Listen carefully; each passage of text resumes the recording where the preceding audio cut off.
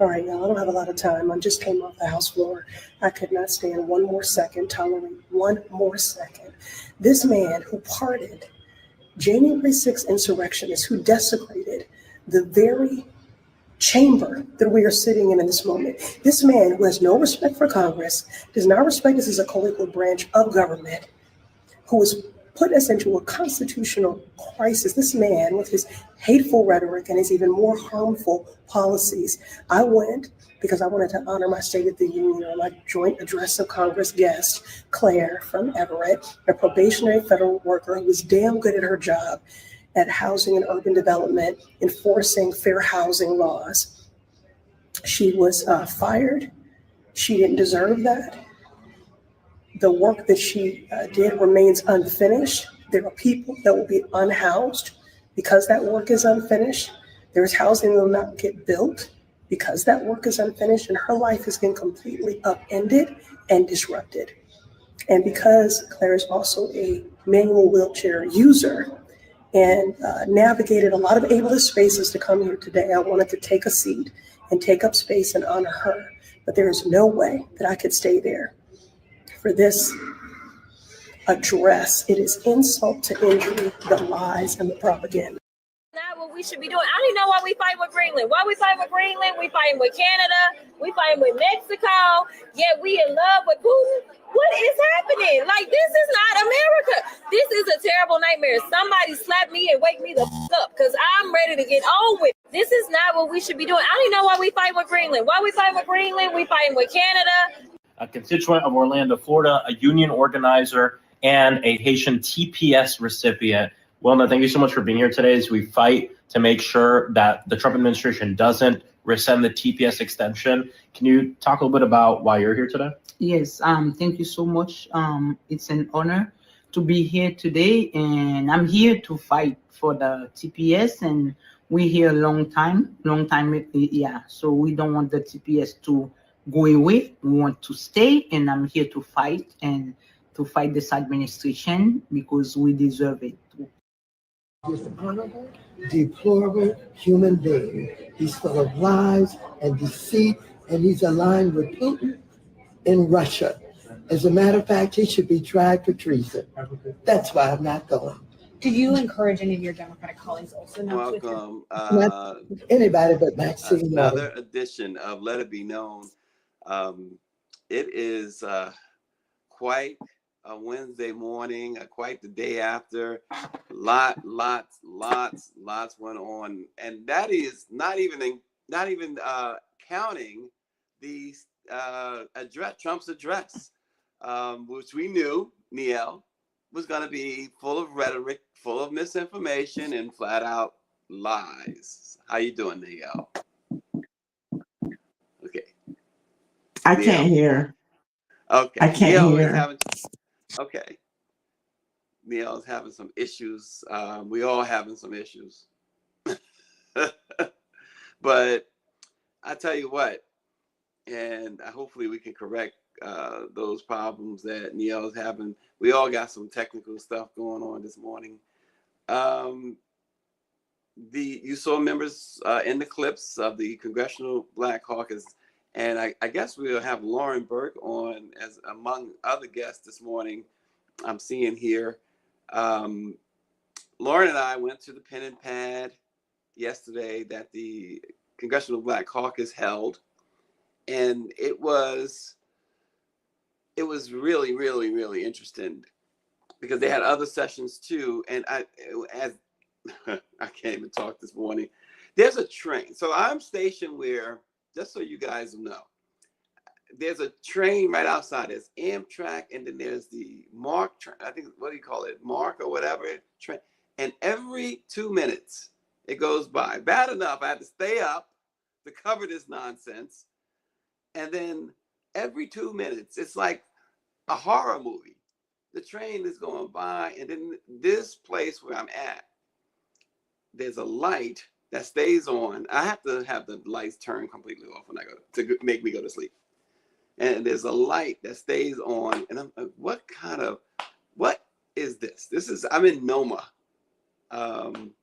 section of Washington at a Marriott, and it just wasn't all that comfortable. But nonetheless, it's not about me. But the Congressional Black Caucus did something interesting yesterday. Like I said, they had the pen and pad yesterday afternoon for Black journalists. Now, it was billed Black media, but then there was mainstream media, AP, Politico, crashed the party as well. But they also did something for influencers, as you saw in the clip there, those interviews there with Jasmine Crockett. Jasmine Crockett was in our session. We had I've never seen so many members of the Congressional Black Caucus respond the way they responded to Black media. They came in that room. It was a very small room that we were in. Lauren's going to jump on momentarily, but Jasmine Crockett was there. Stephen Horsford, Sidney Kamlaga Dove, so many of them. Maxwell Frost came through. Even Representative Underwood from Illinois, who never talks to the press, she came in. It was so many who came in. Glenn Ivey came in and sat for a while. We had a more than 2-hour session, and they had to do some votes. But the language that was used there, and you saw a little bit, got a little taste with Jasmine Crockett's snippet. The language that was used showed that these folks now recognize, not that maybe they didn't recognize it before, or maybe they didn't display that they recognized it before the way they are displaying it now, but was incredible. Very direct, very, a lot of F-bombs, a lot of other, Sidney Kamlaga Dove was real. You think Jasmine was coming at folks with language. She was rocking out yesterday. They were ready. So you had that.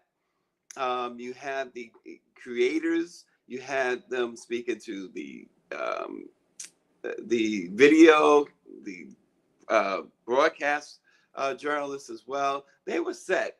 And while they wasn't totally unified as far as what they were going to do, some had planned not to attend Trump's speech, and many said they would. And they explained, I had a conversation yesterday, and I'm thinking, well, why attend? And they explained why they attended, which it did make sense. It made sense, those who attended. So either way, you couldn't go wrong. Summer Lee was there yesterday. Great stuff from Summer Lee. Great stuff from so many people, Lauren. Yeah, that was a very interesting situation. I think they've changed their comms officially. They're doing some things. Yeah. I've never seen them do some of the things they did yesterday before, and I've never seen some of the members that showed up before. Many of whom have never spoken. I shouldn't say never, but have very rarely spoken to the press.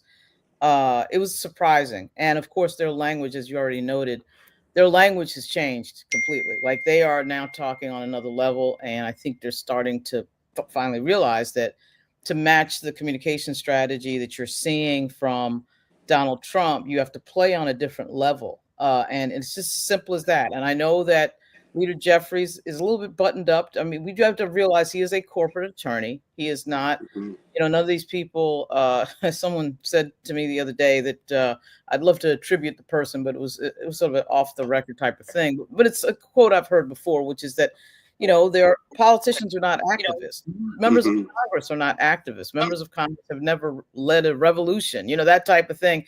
And that's true. And so they're not necessarily built for this moment, but some of them are built for this moment. But they have definitely, there's a shift there. There's a big shift there. Lauren, and it's good to see Neil. Seems like her issues were corrected. I'm so glad.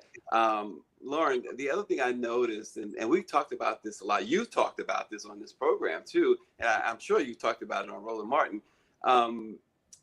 You're seeing Jasmine Crockett out front all the time with her massive following on social media. Jasmine brought that up, and she kind of indicated, Lauren, and maybe you can speak better to this, that some members are not, maybe they don't really appreciate that, or there's some sort of pushback a little bit on that, not for all, but for some.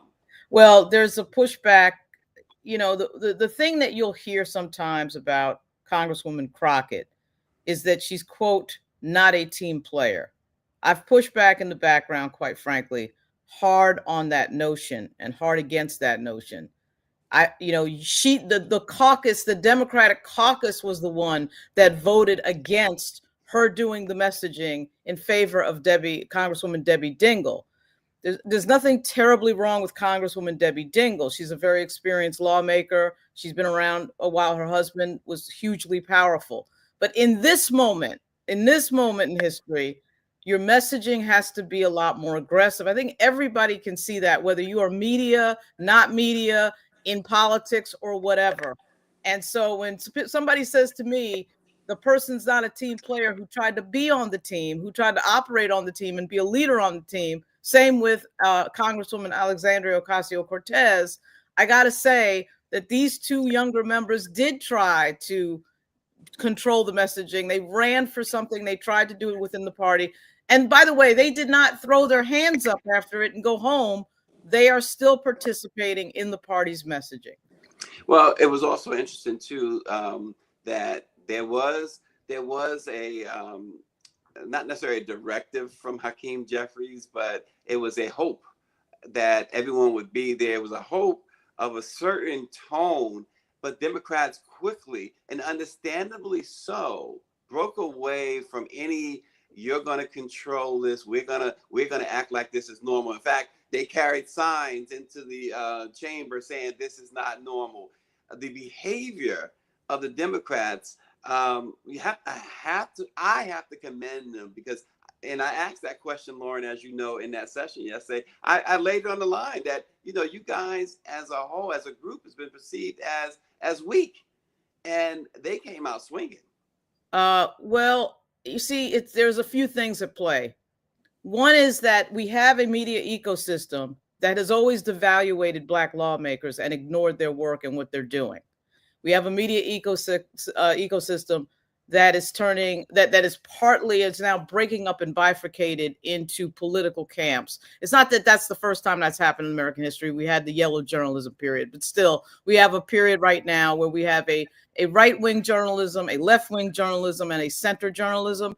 And we have a situation where the media business is failing.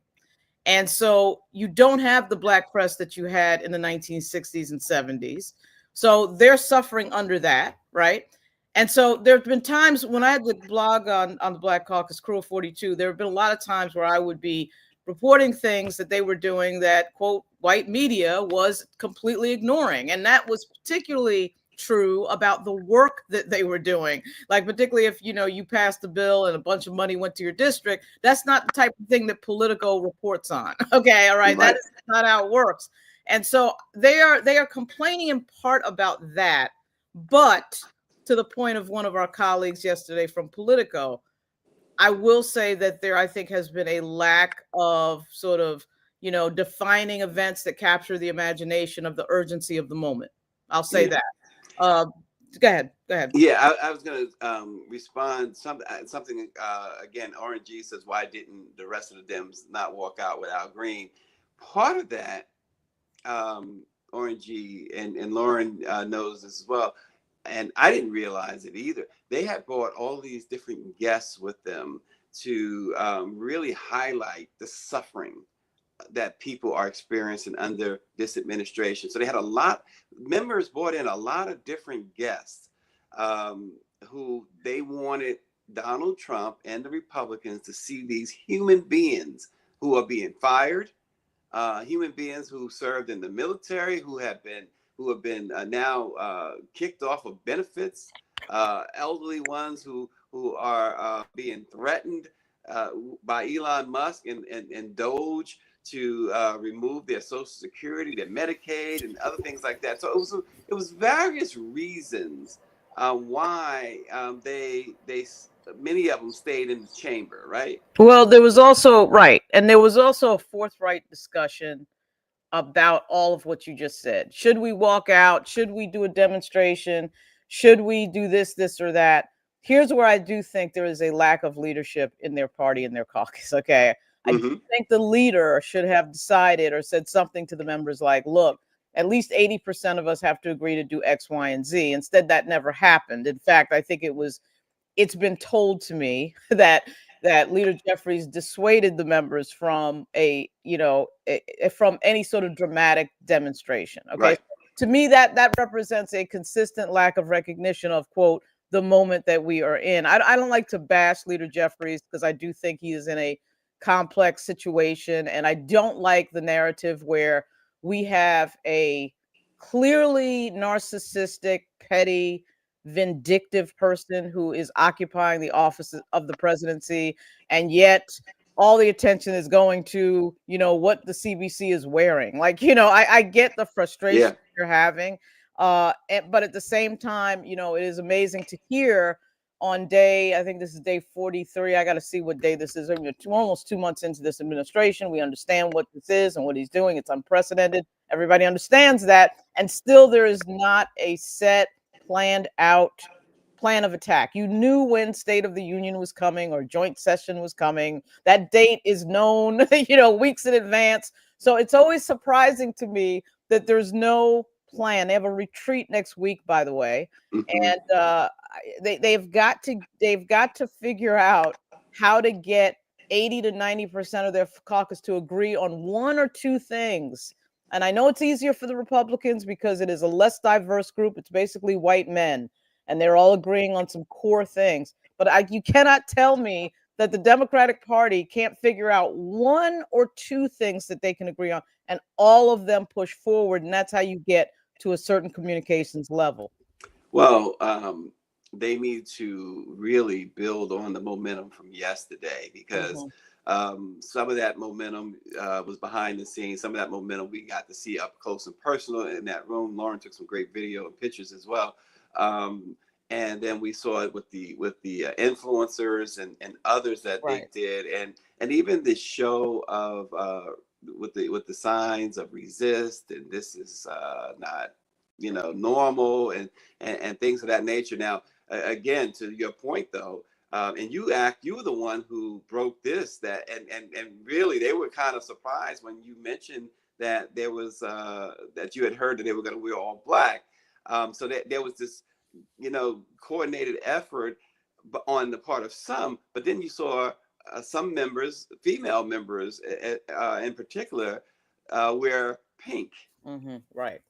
So so once again, I understand that it is 62 people, 63, and you say to yourself, well, you can't really get that many people to agree on anything. All right, maybe the day of the week you might be able to get everybody to agree that today is Wednesday. I mean, I get that is not easy, but again, this is a historic moment, and there's a core group of members there that seem to understand the urgency of what is going on, and then there's some sort of I would say sort of the there's a group in there that is not necessarily on the same page, but I understand their arguments, right? Talking about, winning in the courts. And that's factually correct. I mean, they do have to, at the end of the day, you have to win in the courts, right? Yeah. Or that is your strategy. And you're telling us, but that strategy does not give you the dynamic PR look that I do think is required in these moments. I know that's hard to dramatize. These courts are very private, particularly federal court. You can't even can't bring anything into federal court, phone or anything else, not even into the building. Okay, much less a lockbox. So I understand but they've got to figure out a way to drama. It's like what we saw from it was Christy Nome, I think, who brought the horses out, and she's got a different outfit. She's rounding up, Mexicans at the border, and you see photos of it. I know that it may sound silly to some of these professional members, but people are bringing this up. We're not bringing this up because, we got up in the morning and wanted to bring it up. I hear it all the time at every political event I go to, that there's not a feeling of we're not seeing you fight. So yes, some of this is performative. And I, what Reverend Cleaver, what Congressman Cleaver said yesterday about we don't have the votes, we need the 3 votes. He's absolutely factually correct. Okay. But there is a communications piece, and then there's a piece of logic. And that is something they're struggling with. Yeah. And nobody wants to hear that we don't have the power, as something that Representative Jeffries had mentioned a few weeks ago that really, really got under the skins of folks, supporters. They and Stephen Horsford really felt insulted when I mentioned that whole Democrats a week thing. And listen, and you saw fire, and this is what you want. You saw fire come out of him. You saw fire come out of Cleaver. You saw fire come out of Jonathan Jackson. You saw fire from those guys that you normally only see from Jasmine Crockett. And the other thing they mentioned too, Niele, is that the Democrats do plan they are trying to plan some sort of bus tour in which they would go to districts, not just their own, other districts as well. And they said, Lauren, that they thought it was a good idea to invite the Black press to come along on those bus rides. Yeah, they got to be careful. In this world, it's like the old saying about if a tree falls in the forest and nobody knows about it, the tree didn't fall. You got to have a media strategy for these things that go remote. That is, of course, linked to what your location is. I suspect they are thinking about bigger cities, your Chicago, New York, maybe. I don't know that, though. But when I hear bus tour, that could get rural real fast as well. But they've got to have a media strategy. But yeah, you're right. That, of course, did come up. Yeah. Niele, I hope that all the issues are now taken care of, because we certainly need you this morning. No, I hope so. I hope you can hear me. Niele, Good morning, Lauren. Yeah, I can hear you, but you saw, like everyone else, and it was mentioned here about Representative Al Green being kicked out of the chambers last night. What was your reaction, and what's your take on that? Because we've seen in the past, particularly Marjorie Taylor Greene and Lauren Boebert, step out of line, be out of order, booing, hissing, and there was no penalty. You honestly want to know what my take is? I turned the TV off. I turned the TV off, and I just was like, I'm going to let all of that take care of itself today. I really tuned out yesterday. I'm over Donald Trump. And I've really been enjoying the conversation that you and Lauren have been having to get me up to date as to what happened yesterday. But yesterday I was on Fat Tuesday Mardi Gras. I was doing the 92% thing, and I was checked out. And so I'm catching all of the tidbits today. I heard what you said about our Congress member, which happens to be my Congressman member here in California, Sidney Kamlager. I think that she's taking a play from what Lauren was talking about. It's like Democrats are boring. We need some spice. And so you see these Congress members taking a play from the Jasmine Crockett's and even say Donald Trump. And it's like, if you don't start yelling, nobody is going to hear you. And so I'm glad to see some of that yesterday. I wish, as we talked about yesterday, none of them would have went. I mean, I get the decorum that Hakeem Jeffries is talking about. Truly respect him as a leader, but this is the time to resist. One of the things they pointed out, and we certainly asked that question yesterday, Lauren, about why even show up. And one of the things that they pointed out, in addition to the other thing I mentioned about them having these guests, they made a point, and several of them said this: if we don't go, then Trump and the Republicans are going to fill those seats with folks who are sycophants, is what they said, who will cheer and applaud every single thing that man does and to make it appear as though, you know, the majority of Americans agree with him. So why couldn't the plan B be to go, sit, and leave? Well, see, I'm with you on that too.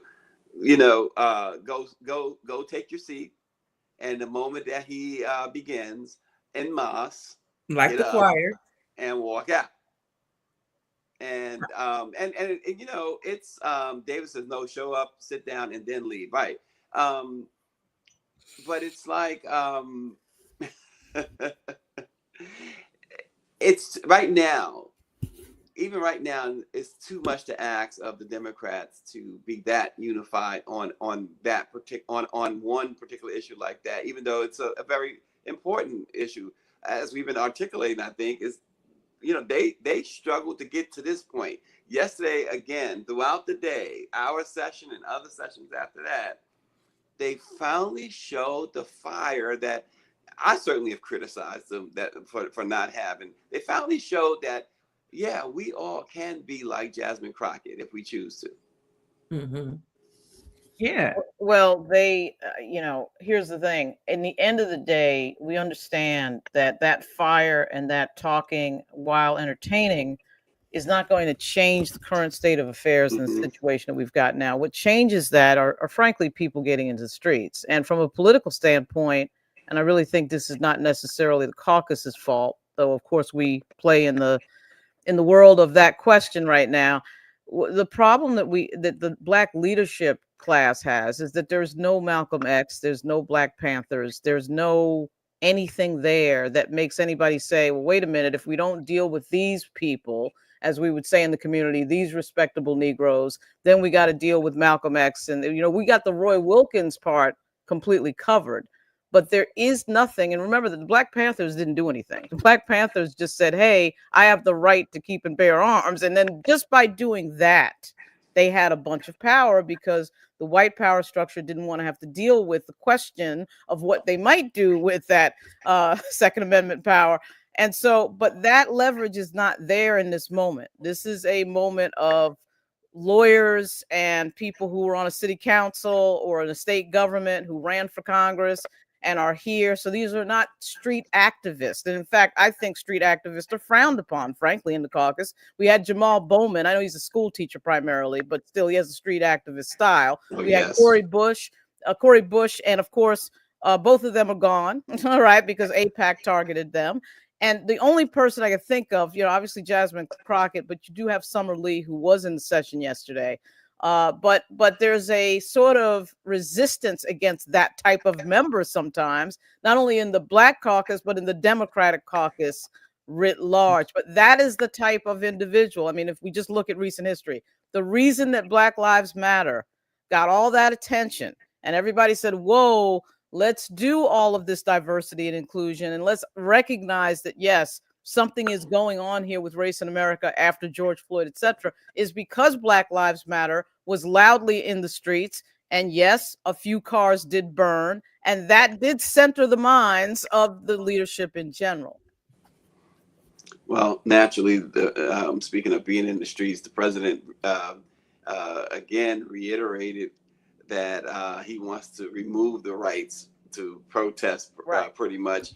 He reiterated his stand that, you know, for police officers to have total authority to do whatever. And of course, now he's floated the, which we know somebody's going to draft a bill that automatically gets the death penalty to anyone killing a cop. Gee, I wonder why that is, Stacey. I wonder why that is. You see the signals. You see the signals that he's sending. So if the first thing he does is he pardons 1,600 people who violently attacked the U.S. Capitol, he's sending a signal to them: I got you. You do something violent on my behalf, I got you covered. We saw the governor of Missouri and the governor of Texas pardon two guys. First of all, Kyle Rittenhouse just walks away after shooting 3 people and killing 2 he's acquitted on all charges. That's a signal from the justice system that, wow, you could do that and get. Then we had Governor Abbott and the Governor Parson in Missouri.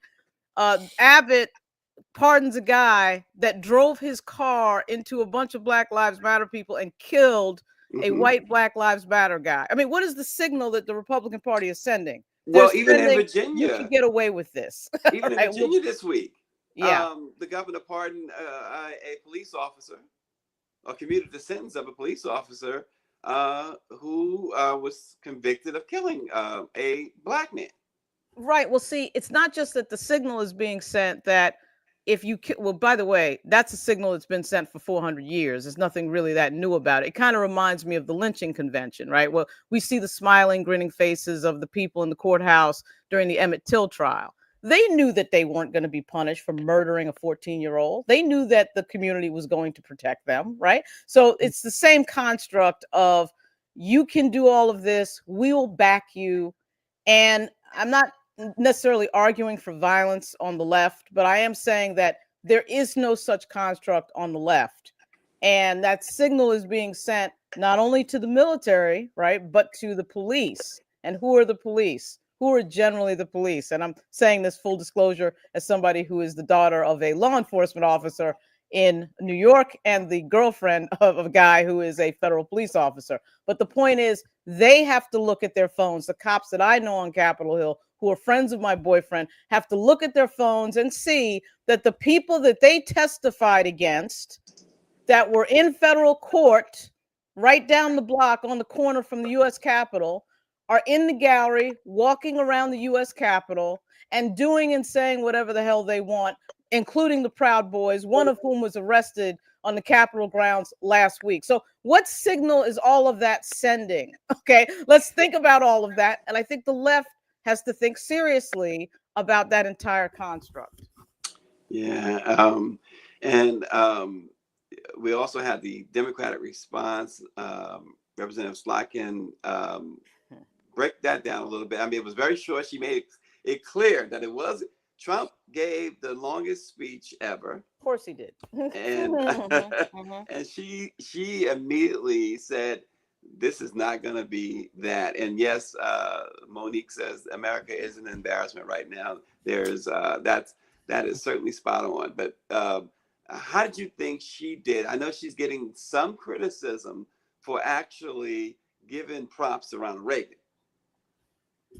Well, in this moment, you can give props to almost every Republican president, other than the one that spoke last night from the podium. I was actually surprised at how well Slotkin did. It wasn't that I thought that she was not going to be good, but it's just such a complete difference in what's happening. You have somebody who has the dais for almost 2 hours versus someone who's talking at almost midnight.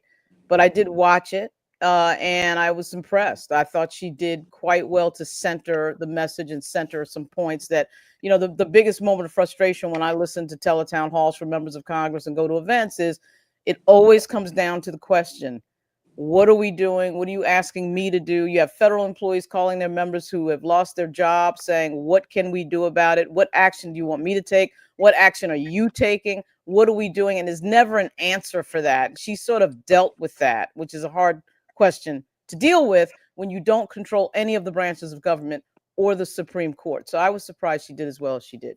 Yeah, a lot went on here yesterday, and of course last night. It was a late night, and in between I was trying to catch a few glimpses of the Knicks game. Like Ben Stiller at the Oscars. But America's in trouble, and we know that the perception, and if you look at and this is what we were trying to get across to members yesterday, because if you look at even our chats here, a lot of folks in the chat, talking about the Democrats and civility and things of that nature, how that is just not the play right now. Democracy is just about dead. And this guy at Maxwell Frost had a shirt that said, Niall, you know, we don't, what is it? We don't have kings or no kings here. It's, you know, the Democrats, hopefully, you know, that was, if you are a Democrat, if you are a supporter of Democrats, you know, hopefully that yesterday is just the beginning of what is really going to turn out to be a very, very strong resistance. Yeah, I think the resistance really is like just listening to the conversation. It's like, where's the space at, or where are the voices from the millennials and the Gen Zers? Because those are the people that we really need to be reaching. And I wonder if what happened yesterday resonated with them, if it hit their radar. And you know, as I scroll through social media and stuff, I just don't see it. And so I think that's where, you know, we really have to figure out, you know, we want to resist, we want to respond, but it's going to take those two generations to be a part of the process to even make impact. So I'm just curious to see how the Democrats are going to engage them and get them involved. Lauren, you got thoughts on that? Well, Roland Martin had a number of Gen Zs and Gen Ys on in leadership positions that and groups that they've founded. Right at about the midnight hour, I glanced at the screen after watching State of the People all day long, and saw a number of people who clearly were under the age of 35. There's no question about that. So, several of whom were talking in detail about this situation. And quite frankly, they don't have any more answers than anybody else. I don't really think that it is an easy question. It is unprecedented situation. They mostly probably grew up right at the, when they were in junior high, Barack Obama's coming into office, and you might be thinking to yourself, if you're that age, that, wow, this is such an expansive and diverse country that we have a Black president sitting up there. But the truth of the matter is that it was that Black president that set this moment into motion. Because nobody can tell me that Donald Trump, who I watched as a kid in New York for years, who had no interest in running for president, even though he was asked about that fairly regularly, all of a sudden becomes interested the minute a Black man is standing in the White House. Now, all of a sudden, I'm interested when that Black man embarrasses me at the White House Correspondents' Dinner. Now I'm running for president. And now suddenly I have to have this thing that somebody Black has that I'm jealous that I don't have. That is basically what sets this into motion. Watching Barack Obama for 8 years, has this unblemished presidency, no scandals, nothing, right? Kills Osama bin Laden, which was a major, major achievement for any president, Democrat or Republican. So he has some gems in there. And frankly, I think the far right resented because it goes against everything that they were told, that they're superior, that they, are the best and all that. And then you have this guy with the Harvard law degree that just walks in and walks out with his perfect. And I think that's what set this into motion. And the other thing I think sets into motion too is the number of Congressional Black Caucus members and the number of Black people we are seeing in positions of power, particularly as it pertains to our district attorneys. We saw Kim Foxx, we saw Michelle Mosby, we're seeing Tish James still as an AG. And I think that scares them. That goes against the construct of what we've all seen in American history with regard to how Black people are treated. We've never been in that type of power. We've never been able to make the decisions over white people, and to be very specific, white men. They've all been able to do that. And now that they see it flipping and they see themselves, again, what Roland says about white minority resistance in his book, White Fear, they see it flipping and they're nervous. There's no doubt about it. You could tell the people who are nervous, that demographic that's always been in control is the one that's the most nervous right now, which is white men. Well, here's several comments. Several comments. Soliel, if I said that right, says if we're not marching and protesting, then it's pointless. But then Breaker Morant, someone posted on that screen name, says, question, how to define martial law from a bum and a creep? We need new community resistance from Klan militia, new Panther type organization. Trixie says, let's get out and march. What's the answer here, or what's part of the answer here, Niall and Lauren? Yeah, that's a good question, Stacey. I think we're all trying to figure that out. I think some people are still sitting on the sidelines. So it's going to be to me, what's going to happen is when people actually feel the effects of this Trump clan administration, when it starts impacting their day-to-day lives, or unless something like, God forbid, another George Floyd happens, it's going to take something like that to jolt everybody and bring everybody back to why this subject is important. But until that happens, it's going to be like these little fires everywhere. These people are going to get upset over there. For a minute, they had our attention with the federal workers, and I think that jolted some people because it directly impacted them. But it's not really going to hit people until it touches them directly. And so I just think it's going to take a little more time before you see a jolt. Yeah. Lauren, this was touched on, and I don't think it was covered in the responses, but there was a question in our session asking, and the young man sitting to my left asked the question. He's a blogger, I believe, about the Black Republican members of Congress, what's do they ever talk to them, the Black Caucus talk to them and discuss, hey, this is going on, that's going on. It was what did you find in the responses to that? Because I just found that they kind of glossed over it, but maybe I missed something.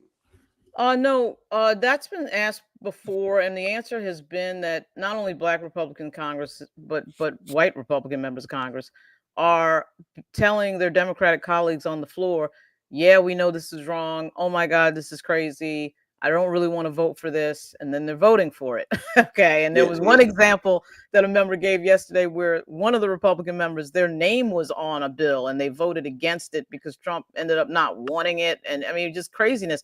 And then when you dig deeper, it comes back to the Gabriel Sherman piece in Vanity Fair about a week ago, where he did a very exhaustive piece on threats on members of Congress. And you might notice that the first thing that Donald Trump did when he came in was he eliminated the offices of Inspector General at all the agencies, which is the investigative arm at said agency. Then 5 seconds later, we're hearing about, quote, the FBI being decapitated. Well, you know as well as I do that if there's a threat against a member of Congress, that's a federal matter that the FBI would deal with, or the IG's office might deal with.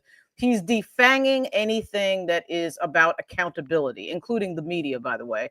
And anything that has anything to do with accountability or watching him, he's trying to, destroy. It is the fascist playbook. That is what it is. And everybody wants to get sensitive about, oh my God, you're using the word fascist. You have to define these things as what they are. This is dictatorial. This is fascism. This is what other fascists have done in other countries.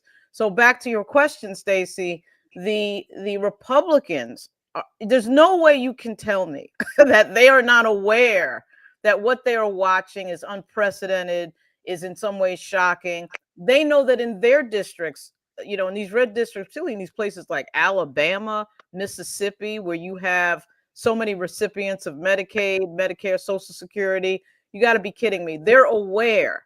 They're afraid. There's no way that their fear is involved. And I can't speak for Leader Jeffries, but I am convinced that something is going on along those same lines with him. It's just that Black people are more used to the history of this type of thing. We have the relatives that tell us the stories about the things that have happened, particularly in the South, to their relatives. We're used to dealing with the stress of it. And I'm not too sure that our white Republican colleagues or our white Republican subjects that we cover are as used to that type of pressure. I was on a teletown hall the other night. I think it was Monday night. Don Beyer told a story about a member who resigned, who was near the Buffalo area after the massacre of all those Black people in that grocery store. And he tried to support an assault weapons ban, got a bunch of death threats that of course are directed to his family, and he resigned the next cycle. I mean, that's real. What was his recourse now? The FBI is being dismantled. So do you see what's happening in a more general sense? There is no recourse if something happens. So yeah, I'm seeing this a couple. Let me just Les Lovett says, what will happen if they pardon Chauvin? His death really set off set Black Lives Matter off. I believe that's coming, by the way. That's Yeah, interesting. you mentioned that, Stacey, and I think you're right. That is coming. Yeah. But Breaker Morant said that they discovered that Elon Musk cheated. Why didn't Kamala conduct a recount, or Joe, who has power from the Supreme Court, demand a recount? I brought that question up yesterday, and Lauren Underwood shot me down immediately. And I did not like that, because I understand that went back to, okay, we're gonna be nice. We're not gonna be like them. No, that's unacceptable. What do you mean she shot you down? Walk us through what happened. Well, she made a comment about Trump winning the election, and my response to that was, do we really know, or something like, do we really know that he won? Oh, no, he won. We're going to leave it at he won. And I just thought, okay, that's kind of what people see. You're not listening, Lauren Underwood, to your own constituents. That's kind of what, you could have acknowledged what our commenter here is saying.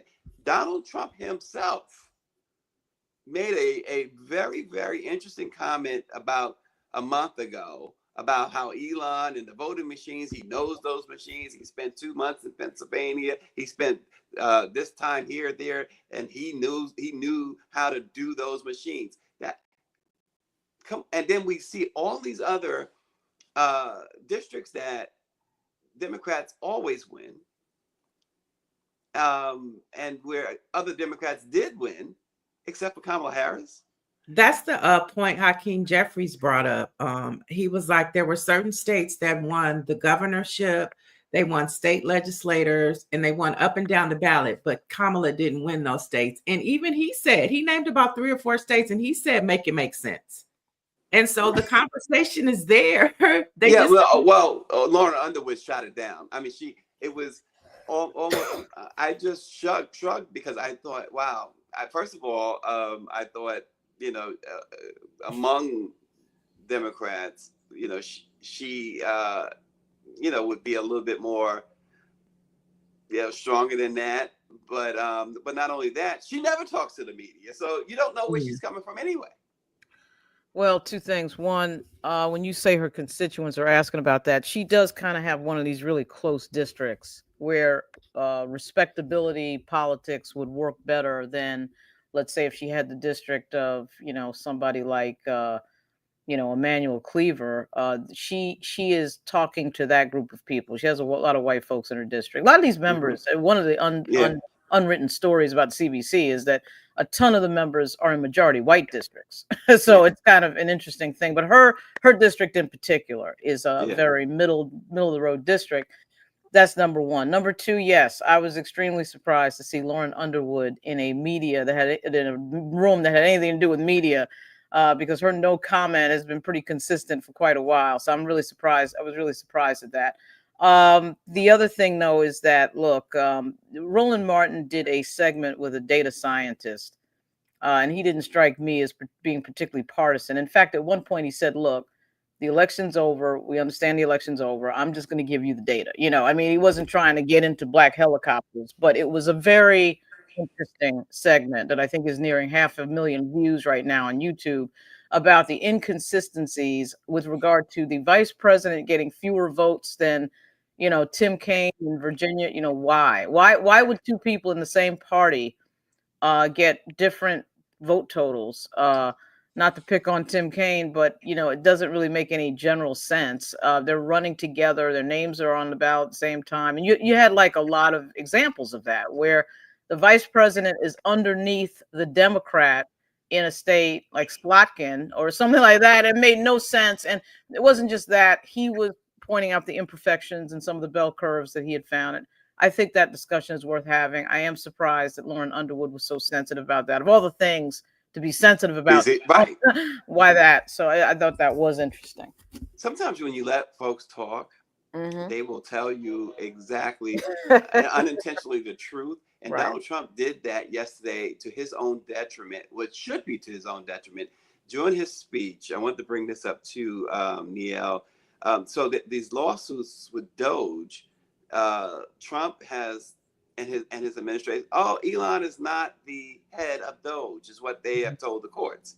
Well, last night during his speech, he introduced Elon as the head of Doge, and immediately, at least one of the lawsuits was immediate. They went back to court. They made a new filing immediately, seizing on that moment. So sometimes when you allow a person to just let it, just keep talking. Right. So they've made some claims too about saving all this money when they're almost in the negative.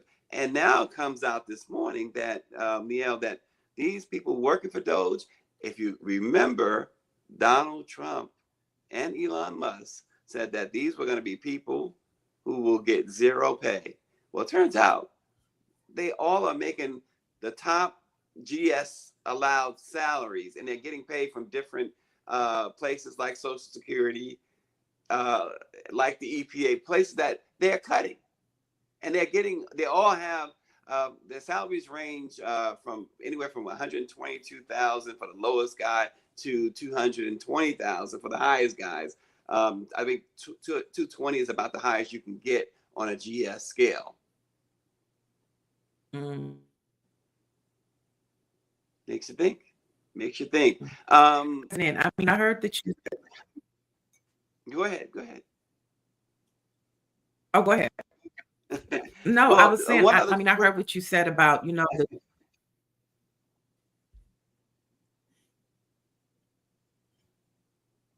go ahead. Okay, we keep stepping on each other. One of the quick things I wanted to get to Niele and Laura, we kind of talked about this a little bit yesterday. Black Lives Matter Plaza. Mayor Bowser announced yesterday that they are going to change the name of Black Lives Matter Plaza based on the pressure they're getting from the federal government and from these proposed bills that would strip DC of some really necessary funding. So that's happening. We kind of figured that would happen too, right? Yeah, well, it goes back to the theme. The entire moment goes back to the theme of Republicans not liking the fact that Black people make decisions. And of course, the whole story of Washington, D.C. has been that theme, because of course, it makes absolutely no sense that people who do not live in Washington, D.C., do not vote in Washington, D.C., and have nothing to do with Washington, D.C., other than the fact that they work here and fly in and out of National Airport, want to make decisions about Washington, D.C., whether it's the taxation base, whether it's allocation of funds, whether it's the stadium that may or may not get built now because of the interference of Elon Musk, and whether or not the mayor wants to write the words Black Lives Matter on the street. They want to control it. And the very fact that we're having this conversation, the very fact that there's sensitivity around saying declaratively that Black life, in fact, does matter, tells you all you need to know about the history of the United States and the current Republican Party. Absolutely. Well said. Well said. And they are, David Youngblood, I believe you're right. They are going to lose home rule. DC will lose home rule. Right. That's right. And why do they go after DC? We know why they go after DC, right? Well, it's still, I think, barely majority Black, or it's very close to not being, but it's like 40% Black, something like that. But it, of course, viewed as Chocolate City, even though it may not be, 60% Black. But the leadership is Black. So they view the thing as, okay, wait a minute, Black woman mayor doing stuff. We gotta come and run and stop that. I do think, though, that the takeaway for me was that's what you're thinking about. The first thing in your mind, we're less than 90 days, less than 100 days into the Trump presidency. And the first thing they're thinking about is we've got to remove the words, some affirmation. It's effectively an affirmation, and a quite brilliant one, I might add, because we've learned so much about the right, about the Republican Party, about the fact that there's sensitivity around affirming that life matters when your skin is darker, or if you have dark skin, your life matters. The fact that there's resistance over that phrase has always, to me, been a major litmus test Because when people wanted to change it over to all lives matter or cops lives matter, or had insecurity or sensitivity around someone saying it, would tell you where their head is at. All right.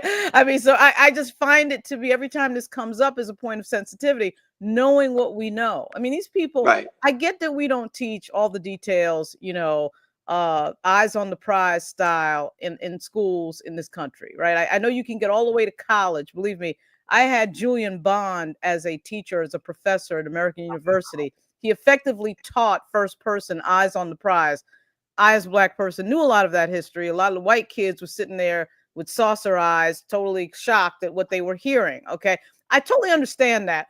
But most people, even if you're the dumbest person in the world in this country, you know about slavery. You know that the country enslaved a bunch of Africans, kidnapped them and brought them over here, and for more than 200 years had them working for free. You know that, right? And so when you see that this is what they concentrate on, let's cover up the Black Lives Matter saying on the affirmation on 16th Street, that for me is the biggest tell in the world. These other countries, France, Germany, you don't hear them saying anything. In fact, Germany, long ago, I think it was in the 90s, did the big apology for the Holocaust. There's some acknowledgement that, okay, we as a government effed up. We killed 5 million people because of religion. That was crazy. And they put it down. And the inability to do that in this country has always been a rolling and an ongoing story. Well, Neil, I know we have a guest, right? We do. So yesterday in the city of LA, there was a lot of conversation, and in the city council meeting, there was a hearing about the LA Fire Department former chief, Kristen Crawley. She was asking for her job back. As you know, Mayor Bass fired her last week. And so yesterday she had a hearing. And so I want to bring in now Kellie Todd, who is the president and CEO of the California Black Women's Collective Empowerment, to have this discussion. Welcome, Kellie. Thank you. Thank you for getting up so early to speak with us today. Can I tell you? So yesterday, City Council, all channels went to the City Council. Marquise Harris Dawson, he oversaw the hearing, and there was a lot of concern. Kristen Crawley wanted her job back, and she had 2 female City Council members to advocate on her behalf. What were some of your takeaways from that hearing yesterday? Well, I think a couple of things. We have a couple of our folks there, and there's, a groundswell of community support still for Mayor Bass. But I also think that there is just anytime there is a Black woman in charge, it becomes political. And her being able to make a decision about an employee that did not meet the moment became political. It did not, she did not have the votes going into the meeting, but yet you had several hundred people showing up, her union coming in rank and file to basically tell everyone she showed up when it was obvious that she didn't show up. It's not Mayor Bass' responsibility to determine whether or not you should, how many fire trucks should be out. That was the chief's decision. And how many fire people that we needed to battle this unprecedented natural disaster that no one could have ever imagined in any day and any time. I mean, Neil, Los Angeles, we had never seen winds like that ever. Contrary to what has been reported and politicized, particularly by certain people, no one was prepared for that. Nobody could have been prepared for that. But yet, here we are, a month later, a month and a half later, having to defend a decision that she didn't do quickly. She made sure she got the data about what happened, what went wrong, true to Mayor Bass's way in which she likes to govern. She doesn't think, she doesn't respond quickly to her to critics. She does the research and finds out what she needs to do. And here's the thing: we are focused on rebuilding. She let go an employee. That is her right to do as the chief executive officer of the most populous city in the country. And it was time to move on and move on in a way that she felt best. And we should have allowed her to do that and not brought politics into a hiring decision and firing decision, human relations decisions. But yet, here we were at City Council, and True, her union was there. The Chiefs Union was there to support her, but at the same time, we were also there to make sure that there was no disrespect of a decision for somebody like Karen Bass. How is the recovery going there? Could you give us an assessment? It's a long road. I happen to have worked the Paradise Fire when I worked in Medi-Cal, because Paradise at that time was a community of need. And it's a long road. Mayor Bass, there's obviously two big areas that we know of: Palisades and the Eaton Fire in Altadena. And Palisades, that community is still under you can't go to Palisades unless you live in Palisades. And that is something that even though the governor was pulling the National Guards, the mayor listened to the community. What people don't see is that she goes there several times a week, and she talks to not just homeowners, but workers, youth.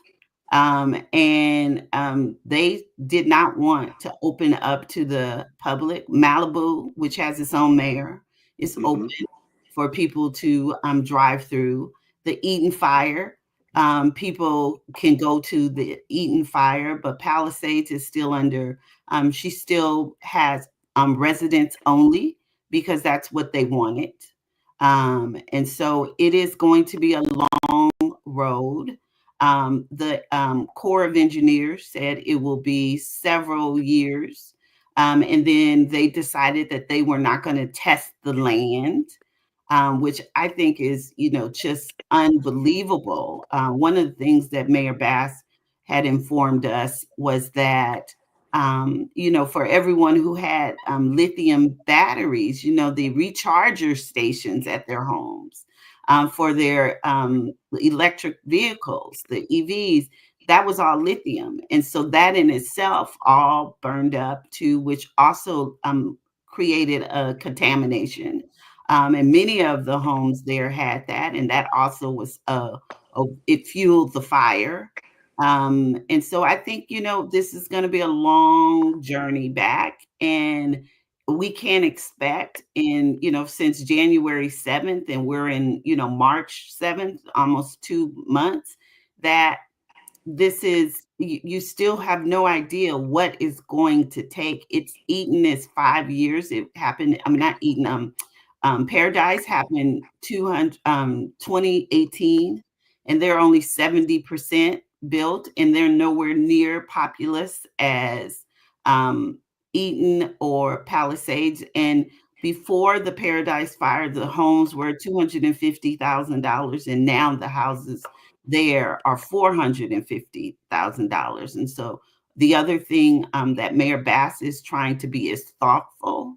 They're not trying to reimagine Palisades like some people that are out speaking, particularly those who have an interest in making it the new Disney World, and her political foe. But she is trying to build it back in a way that this never happens again. Yeah. So the California Black Women's Collective supports Black women running for office. We hear that there is a process of a recall for Mayor Bass. What are your thoughts on that? And is the California Black Women's Collective strategizing to, counter that if that may be the case? Yeah, absolutely. This isn't the first recall of a Black woman in leadership. We started seeing recalls back in 2020. Like literally, Black women would win in November, and there's this buffer period. And the day like December 6th, they were filing for recalls of Black women.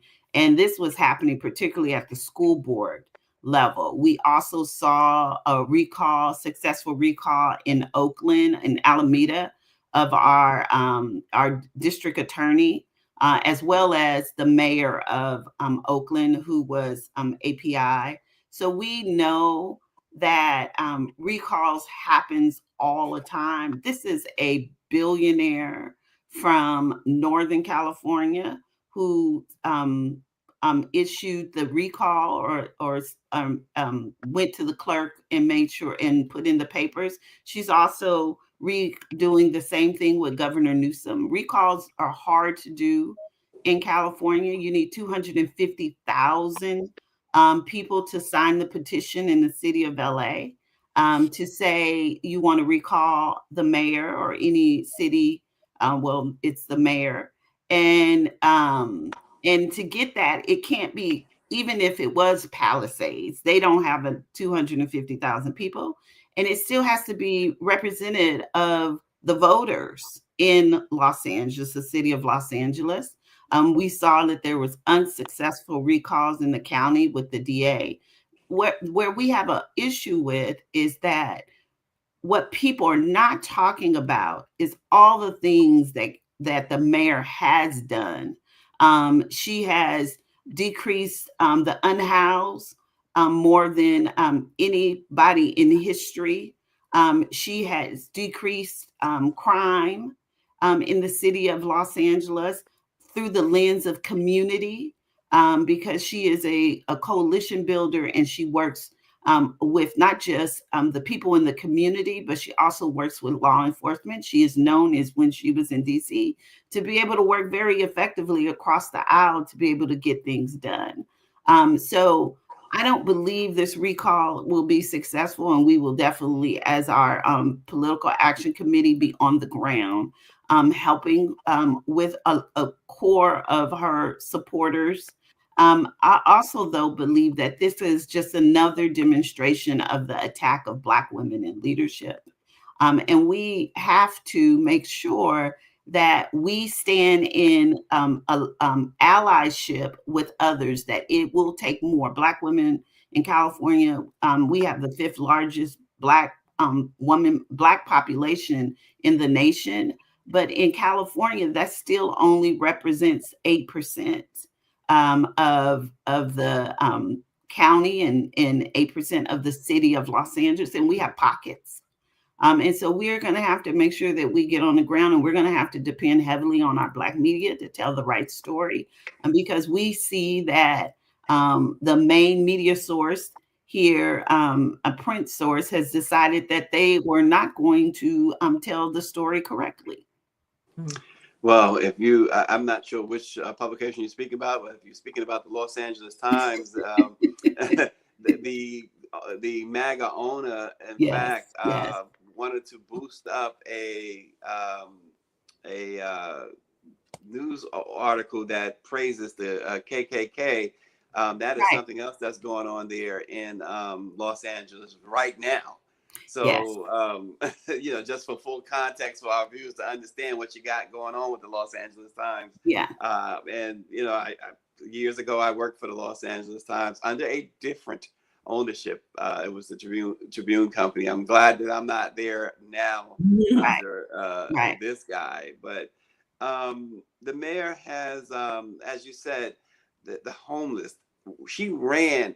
It's rare that a politician is able to accomplish, particularly so quickly, an agenda that they ran on. She ran on this homeless epidemic, and it's incredible. Can you tell us a little bit more about how it has almost drastically.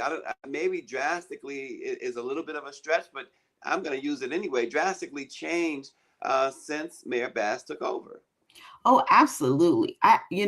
When I had the pleasure of working for Mayor Bass when she was in the assembly as her comms director, and she never approaches things singularly, meaning she doesn't think I have all the answers.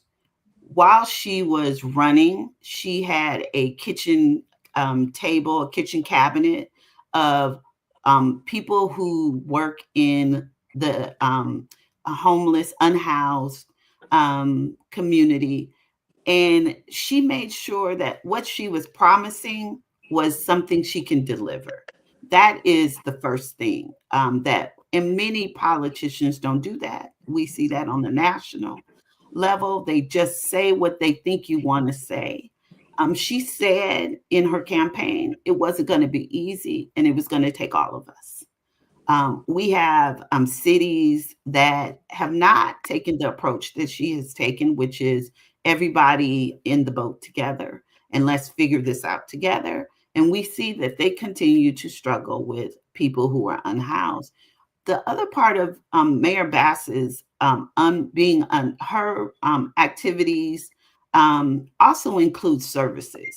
So she doesn't just try and get people, there's some cities that put people on the bus and they bus into unincorporated areas because they know that the county has much more of a bureaucratic system to address some of the core issues. Except in the second district with Holly Mitchell. And so she decided, I don't want people to just be unhoused.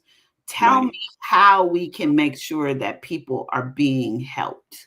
So it's not just addressing them being unhoused, it's addressing their mental health. It's addressing all of their social determinants of health, whether they have medical issues, whether they have, they have pets, and some shelters don't take pets.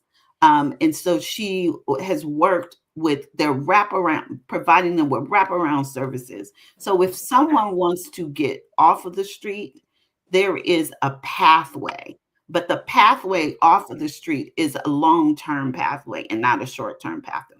I think that's really what's making her successful. One of the things that people don't know about her is she, in her time where media is not with her, she goes down to Skid Row and she's there on the ground, literally talking to people while they're in their tents. She's building relationships with folks, and there's no cameras, there's no team with her. She obviously has to take security because she's the mayor, and she does. They have to have security around her with right. But she goes in there, and the other thing is even the security that she makes sure she brings with her there, because she has a detail, of course, is selected to be people who have the same empathy for human life, so that if there's a need, they're not, and someone comes over because they may have known her from something else, this is how their life has changed, that she still gives them a hug. Remember, she was she's a physician assistant. She is a health provider first. And she worked in USC emergency room and saw some of the most horrific experiences in a county hospital emergency room. So there isn't nothing that she has not seen, nor can she not tolerate. She is there. And you don't hear about that because not because the media doesn't follow her, because she doesn't even let them know that's what she's doing. Right. And that gives her, I think, better insight into what is needed, because the people on Skid Row, which I might add are majority Black males, she understands that they went from one system to another system to another system that led them there, because she knows that most people who's unhoused were also incarcerated or system impacted, and they were also from the foster care. Mm. Before we let you go, I wanted you to talk about, you just put out a study, the Women's Collective just put out a study called Disrupting Disparities, Ending the Black Woman Wage Gap in California. Can you briefly touch on what you found in the study and where folks can take a deeper dive into it? Yeah, so we on our nonprofit arm, so we have a political arm, and then we also a political action committee, and then we have a empowerment institute, and we have a think tank, the only think tank in the nation exclusively focused on Black women and girls. And so we did a report with the Center of Budget and Policy on looking at Black women wages. But we also, since 67% of our Black households in California are headed by single moms, we also wanted to look at the impact of the wage gap on Black single moms. And so if Black women in California, nationally, Black women make 63 cents to every dollar of a white male, but in California, the most liberal state, we only make 60 cents to every dollar. And understanding, the cost of living in California is significant, and we make 3 cents less than national. But if you are a single mother, which is of course 67, which is of course 67% of Black women in Black-led households, you are making 57 cents. So the disparity is even greater as a single mother, and you needed more. And so we produced this report.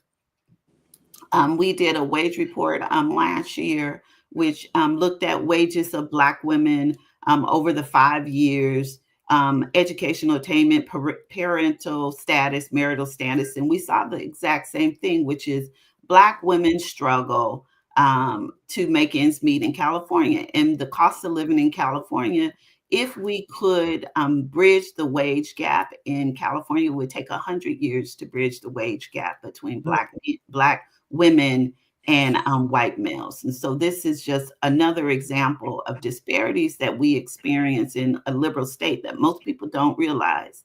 So the report is to help us really speak to our policymakers, our philanthropy community, to make sure they understand when we're talking about interventions, we're talking about interventions upstream to help address the economic stability. We're not talking about putting Band-Aids on it downstream, that if we can address economic stability, we can address criminal justice, we can address health outcomes. And so we continue to just push the data out so that there is a point of reference. How can folks learn more about it? Where can they? Yeah, so you can go to www.cablackwomen's with an S collective.org. So it's cablackwomen'scollective.org, and you can find all of our research there. Wow. Kellie, Todd, well, we really appreciate you joining us this morning. Thank you. Some great information. Appreciate you. Thank you. Thank you for having me. You're welcome. Thank All you. right. Those conversations to me are so important because it's like after the whole conversation that you and Lauren had about the State of the Union, and we look at how our democracy is in a shambles, all politics are local. You know what I'm saying? And so you want to get out of that Trump clan madness, start local and just do what's in your neighborhood, change your neighborhood and your community. And then you could, get back to Trump. That was refreshing for me. Yeah, it was. It's so much going on. And, we tend to overlook certain things that are important or as important. There was one thing I want to lift up, and having two Black women on this morning, you and Lauren together, I should say, having Lauren with you. There's a story that I wanted to mention because I thought, wow, everything that we think about now, whether it's food, products, or whatever, seems so harmful. In this case, this is very important for Black women.